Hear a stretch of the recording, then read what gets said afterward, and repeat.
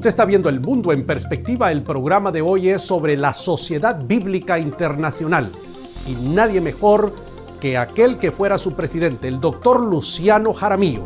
Este programa es de mucho interés. No se vaya y quédese con nosotros.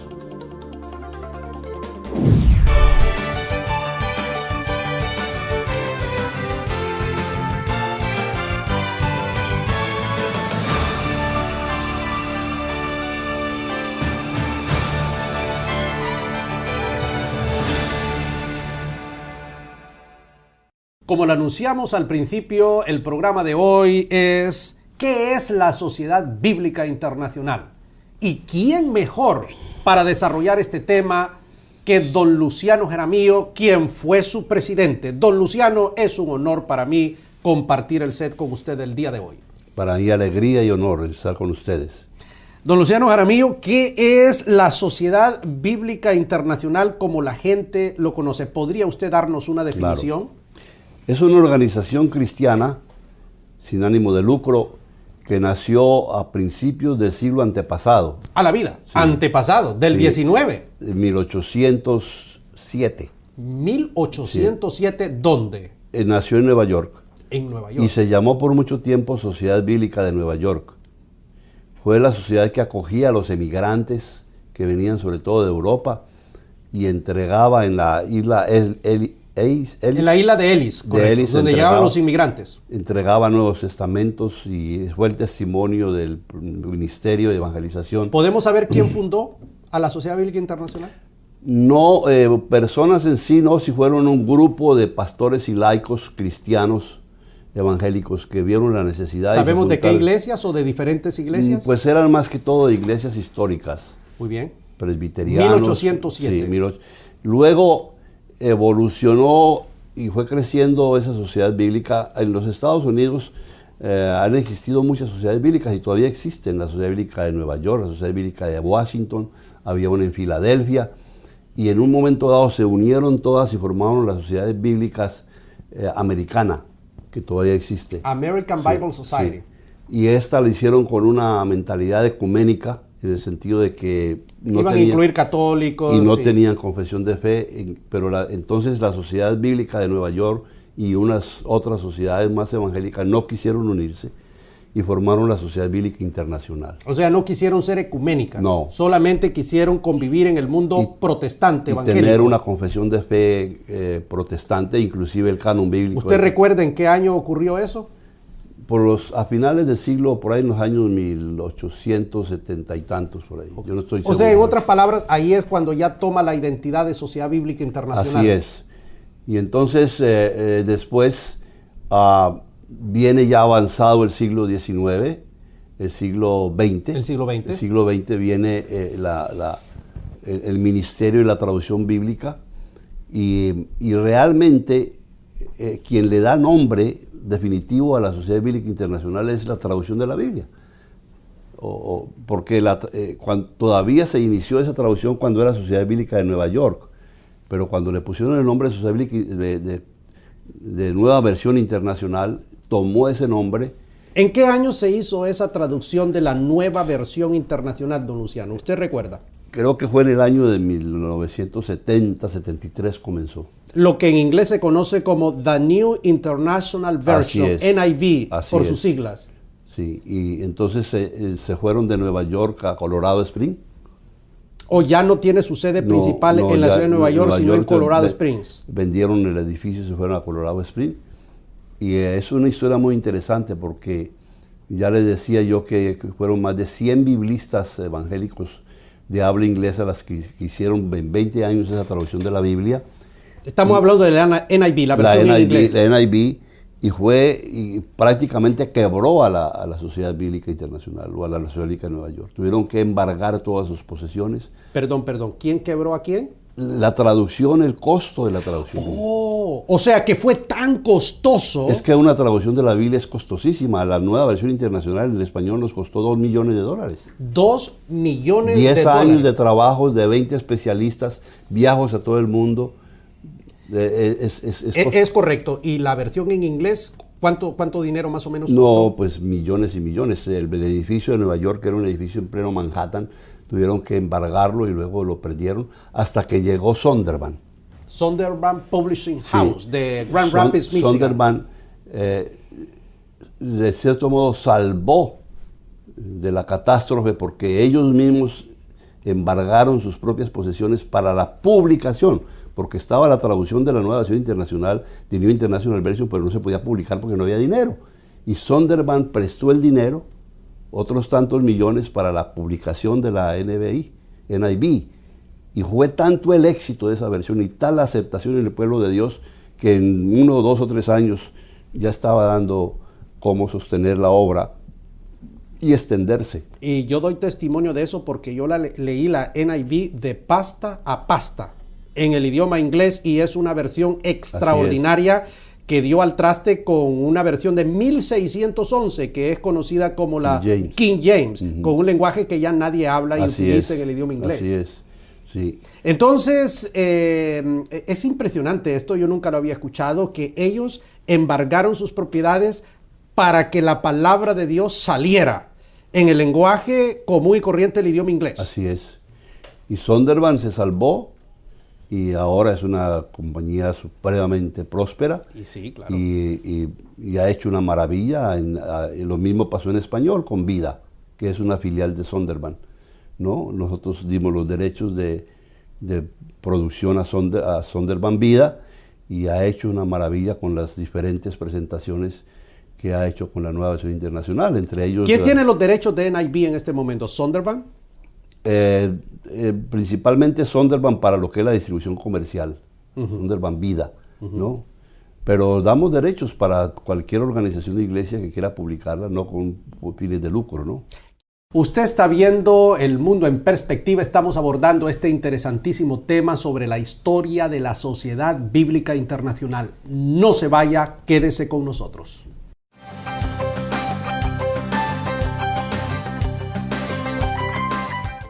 Yo quiero ayudar a mujeres que sufren. Yo quiero ayudar a jóvenes con problemas. Yo quiero ayudar a matrimonios en conflicto. Si deseas saber cómo, regístrate en universidadparalíderes.com/orientación familiar.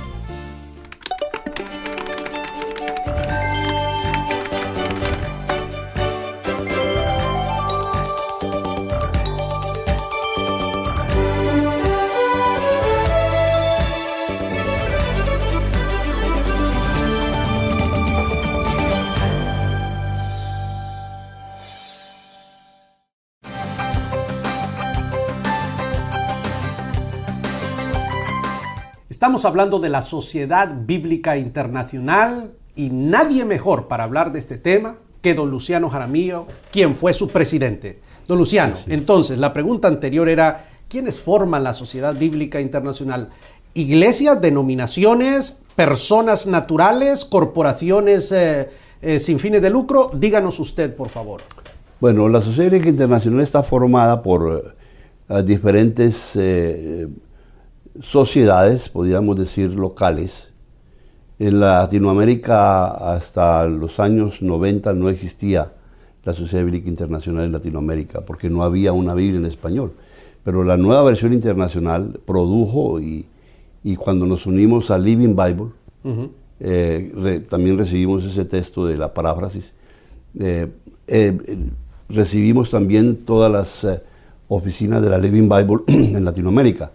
Entonces en Latinoamérica tenemos centros o sociedades en Argentina, en Colombia, en México y en Ecuador. Pero aquí en Estados Unidos, la sede que está en Colorado Springs, ¿quiénes forman esto? ¿La Iglesia Bautista Presbiteriana que mandan? No. No somos evangélicos, todos somos evangélicos, pero de diferentes denominaciones. Bueno, hablemos entonces de la forma de gobierno para entender. ¿Cómo tienen ustedes? ¿Una junta, un presidente, un obispo? Bueno, Estoy hablando de la sede que está en Colorado Springs. Bueno, hay una estructura mundial. Ok, veamos. Que está formada por un board o una junta. Sí, una mundial, junta de directores. Mundial, sí. Y hay un presidente mundial. ¿Quién es el presidente mundial en Ahora este momento? Ahora es el señor Lockhart, Lockhart. que era antes presidente de Sonderban. Ok, y este señor Lockhart es de qué iglesia, reformada, presbiteriana, ¿qué trasfondo denominacional tiene? Yo no estoy seguro, pero creo que es bautista. ¿Sí? Ok, atrás de él, de este presidente, hay una junta de directores. Hay una junta de directores y luego vienen los vicepresidentes de los diferentes ¿Cuántas ministerios. personas forman la junta de directores, por ejemplo? Creo que son más de 10, son una docena de personas. Ok, que representan diferentes denominaciones o herencias teológicas. Sí. Ok, y después de ellos están los ministerios. ¿Qué sigue después de eso organizacionalmente? Bueno, hay en los diferentes ministerios, de acuerdo al trabajo que realizan, ahí está el departamento de traducciones, hay un vicepresidente de traducciones. Que coordina las traducciones en el mundo entero, bien. porque tenemos obra también en África. Sí. Están los centros regionales. Centros regionales. Que están en África, Okay. en Nairobi. Traducciones. ¿Qué otro ministerio tiene la sociedad bíblica? Pues la producción. Producción. Comercialización, marketing. La publicación de todo y luego viene la... ¿Cómo se sostiene financieramente la sociedad bíblica, don Luciano? La sociedad bíblica se sostiene con las regalías de sus textos, que dan parte solamente. Es decir, de la venta de las Biblias, claro, entonces, de las regalías, de lo que esto... Los permisos que damos de producción, por ejemplo, Sonderban y Vida, recibimos un porcentaje de regalías, pero eso no es suficiente para sostener el ministerio. ¿Hay agencias donantes a las sociedades bíblicas? Hay un departamento que se dedica a buscar fuentes de financiamiento. Entonces, las ofrendas y las donaciones de fundaciones o de individuos. Ahora, la Sociedad Bíblica Internacional, ya en español, la que tiene su sede en Miami, de donde usted fue presidente, ¿es parte de un ministerio de la Sociedad Bíblica que está en Colorado Springs? ¿O cuál es la relación con Colorado-Miami? Bueno, hay un vicepresidente o director regional. Lo hay en cada continente. Yo lo fui para Latinoamérica, diferente de América del Norte, que es diferente porque es dijéramos la... Usted era entonces un vicepresidente o presidente regional para América Latina. Para América Latina. Entonces usted tenía que viajar a Colorado a reuniones. Constantemente y al mundo entero para las reuniones mundiales. Entonces había otro, por ejemplo, en el África, otro en el Asia, y en ese sentido. Sí, en la India, por ejemplo, había un trabajo y sigue habiendo un trabajo de traducción enorme. En la oficina de Miami, en la oficina de Colorado, ¿de cuántas personas trabajan allí en las headquarters, en las oficinas generales? Yo creo que unas 100. ¿Y en la oficina de Miami, por ejemplo? Se ha disminuido mucho, unos 10, 2, 8. Ok. Más o menos para ubicarse de toda la Sociedad Bíblica Internacional, ¿de qué presupuesto necesita una organización de estas para operar, por ejemplo?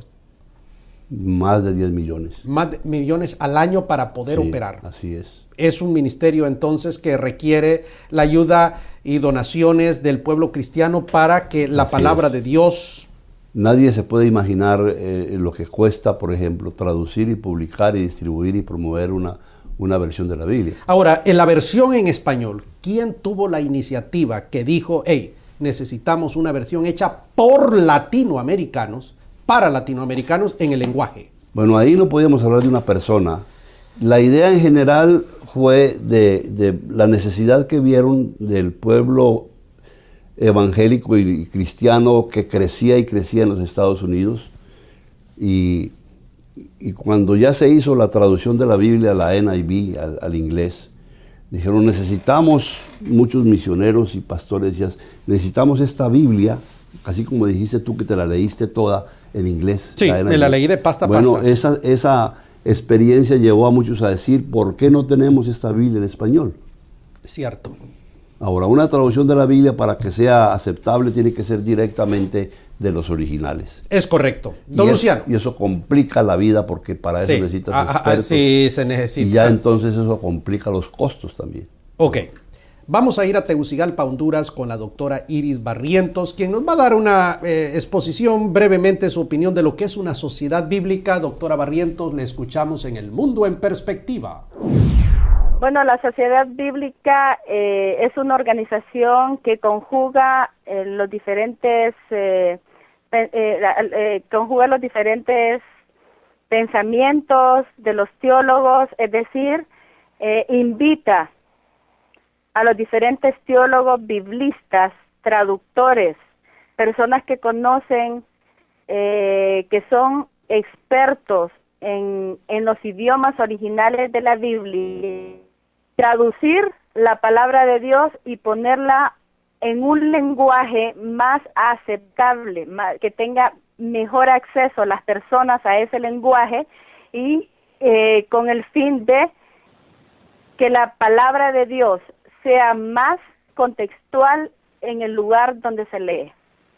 Además, las sociedades bíblicas promueve y distribuye la palabra de Dios para que ninguna persona pierda el privilegio de poder tener una Biblia que contiene los libros inspirados por Dios en sus manos.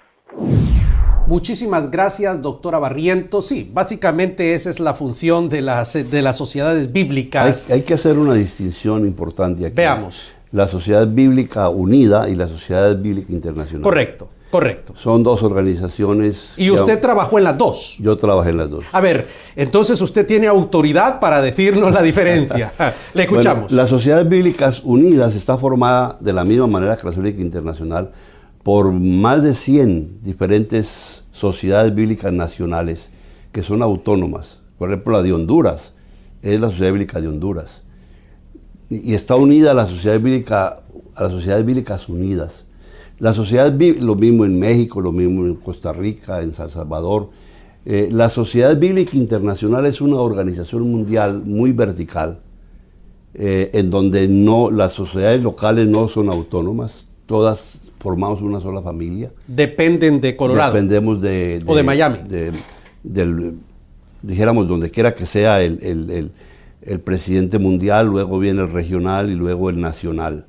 Ahora, otra diferencia muy importante es que las Sociedades Bíblicas Unidas son ecuménicas, en el sentido de que trabajan con católicos y con toda clase de evangélicos, y no tienen una confesión de fe. Nosotros somos, por decisión, desde el principio, somos confesionales, somos evangélicos, protestantes evangélicos, y solamente traducimos, producimos y distribuimos el canon evangélico judío. Vamos a hablar de eso, don Luciano, en el próximo segmento. Usted está viendo El Mundo en Perspectiva. Estamos hablando de la Sociedad Bíblica Internacional. No se vaya.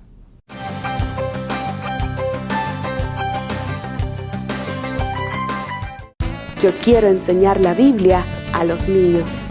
Yo quiero educar a jóvenes. Si deseas aprender cómo, regístrate en universidadparalíderes.com/educación cristiana. Apocalipticismo es el libro que tengo el gusto de presentar. Este libro tiene objetivos bien claros. Número 1 es aportar conocimiento al tema del fin del mundo. Número 2, denunciar los abusos que ha cometido la industria de la comunicación masiva. Número 3, dejar claramente establecido que las predicciones, las profecías del Apocalipsis no deben interpretarse ni en el pasado ni en el futuro, sino en el presente. Y finalmente, presentar una teología propia, contemporánea, libre de injerencias foráneas.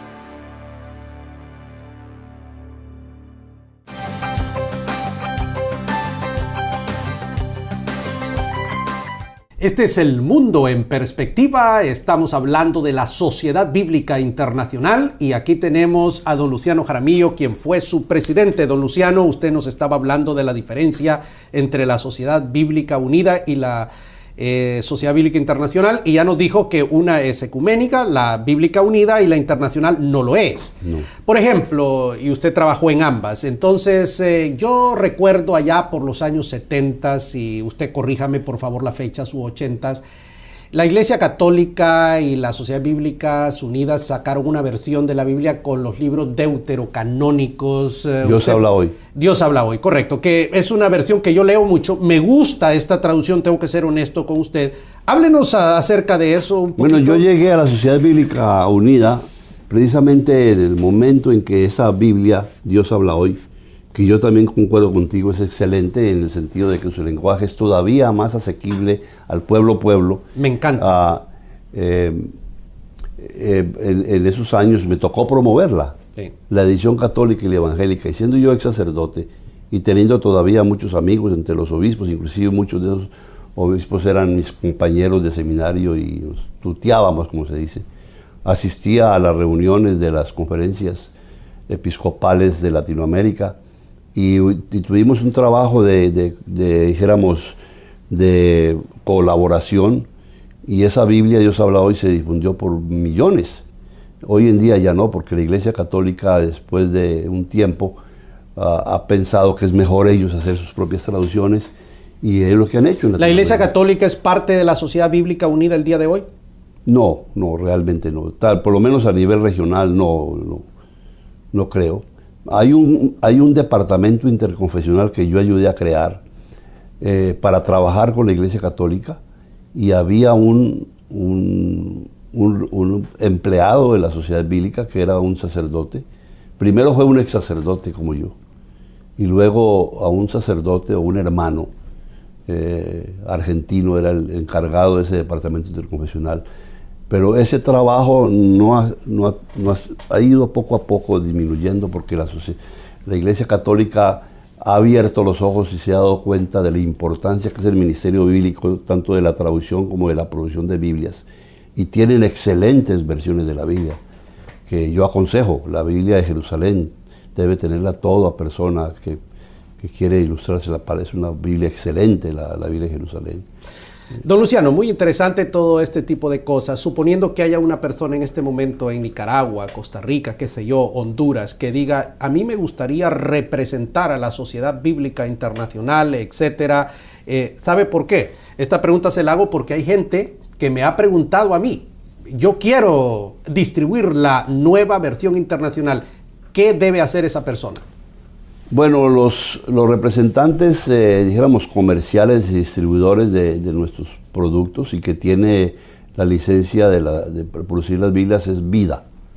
O sea, esa persona no tiene que hablar con Miami, sino directamente con Sondervan Vida. Sí, Sondervan Vida, y en cada país en Latinoamérica hay o una librería o una distribuidora que representa Vida. Pero yo no hablo de eso, hablo de que haya un edificio que diga Sociedad Bíblica Internacional en X o Y país. Bueno, eso fue lo que yo inicié en los tiempos que estuve de director. Como la Sociedad Bíblica Unida tiene sus edificios, claro, y tiene su ministerio conocido por... Creamos diferentes oficinas en unos 6 o 8 países de Latinoamérica que todavía existen. ¿Y eso está dentro de las políticas de la organización? Sí, claro que sí.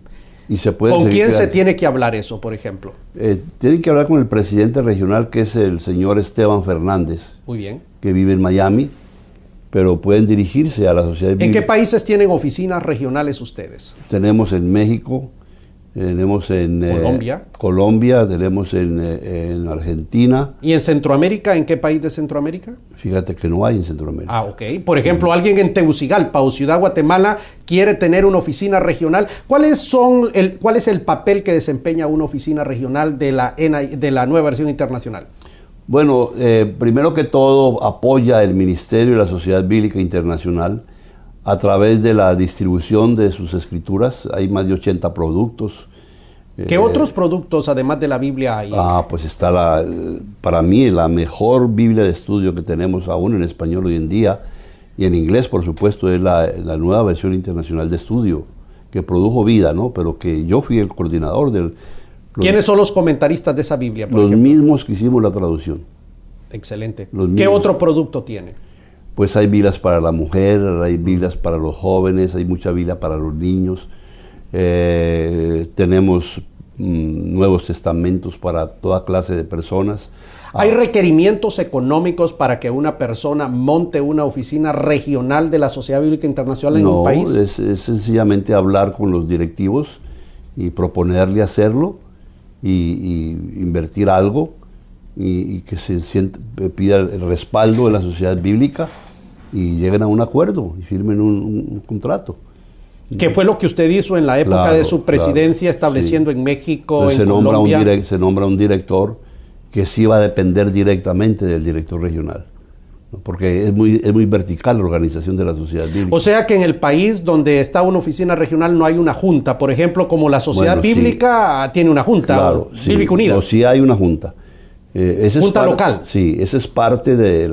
en todos estos lugares que te hemos mencionado hay una junta local. como hay una junta regional. Para terminar, don Luciano, estamos terminando. ¿Qué le diría a Iberoamérica en relación con la sociedad bíblica? ¿Cuál es su mensaje al pueblo cristiano en conexión con la sociedad bíblica?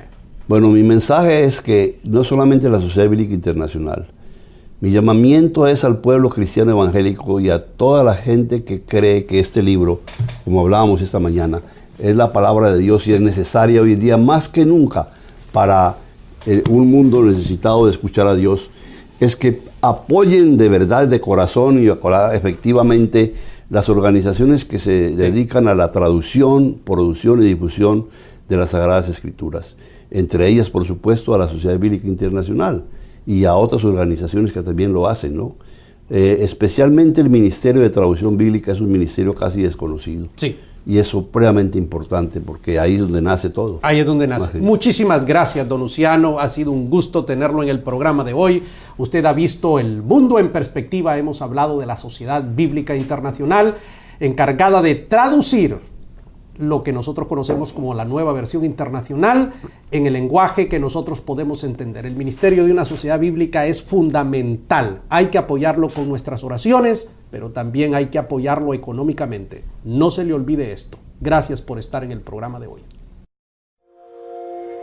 El evangelista Raúl Saldívar inició su ministerio en Honduras en el año de 1981, predicando en cada provincia de su país. En el año 1997 trasladó su centro de operaciones a los Estados Unidos, específicamente a la ciudad de Chicago, donde estableció su sede principal. Existimos con el propósito de movilizar individuos a la evangelización del mundo no convertido y para desarrollar ministerios de educación, edificación y ayuda social en beneficio de la Iglesia. En 30 años de evangelización, Raúl Saldívar ha predicado en 32 países, en más de 100 ciudades de 4 continentes, cerca de 300,000 personas en estadios, lugares públicos y en los púlpitos más reconocidos. En el transcurso de estos años, han sido miles las personas que han hecho su confesión de fe. En nuestros eventos, usualmente se dictan conferencias para pastores y líderes, se tienen desayunos para hombres de negocios y empresarios, o se dictan conferencias en las universidades u otros centros de educación. Si usted quiere conocer la trayectoria completa del evangelista Raúl Saldívar, le invitamos a que visite nuestra página web, raulsaldívar.com.